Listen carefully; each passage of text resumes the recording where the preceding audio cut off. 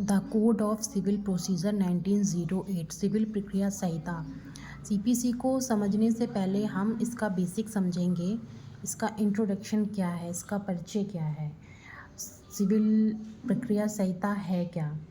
जो सिविल प्रक्रिया संहिता है सीपीसी, वो प्राइवेट इंडिविजुअल के लिए, प्लेंटिफ वर्सेस डिफेंडेंट के लिए होता है। जो पब्लिक लॉ जो होते हैं वो लॉ जो इंडिविजुअल एंड स्टेट के अगेंस्ट होते हैं, जैसे क्रिमिनल लॉ, कॉन्स्टिट्यूशनल लॉ, ये जो सीपीसी होता है वो सिविल नेचर का होता है, dominion of private law. Civil rights में कॉज ऑफ एक्शन होता है, और कॉज ऑफ एक्शन में वो कॉज जो मुझे एक्शन करने के लिए अलाउ करते हैं कोर्ट में। इस पे एक केस आया था, Rajasthan high court advocate association versus union of India 2001। मेरा एक सिविल राइट है, अनदर पर्सन इन्फ्रिंज मी, कोई व्यक्ति मेरे सिविल राइट को इन्फ्रिंज कर रहा है, तो हम ऑर्डर नंबर 2 में क्लेम डालते हैं, आई नीड रिड्रेसल। इस पे भी केस था ONGC versus Utpal Basu 1994 supreme court. इसमें 2 व्यू दिए गए थे, एक नैरो व्यू, एक वाइडर व्यू। नैरो व्यू ये था कि जो सरकमस्टांसेस होते हैं, परिस्थितियाँ होती हैं जिससे मेरा सिविल राइट वाइड हुआ है, और जो वाइडर व्यू था वो ये था कि every fact may be necessary plaintiff to prove to get a judgement his favour.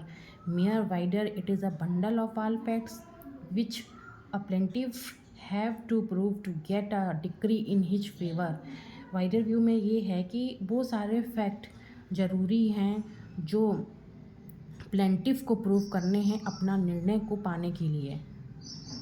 कौन प्रूव करेगा ये, इस पे गोल्डन प्रिंसिपल है, जो कोर्ट को मूव करेगा वही प्रूव करेगा।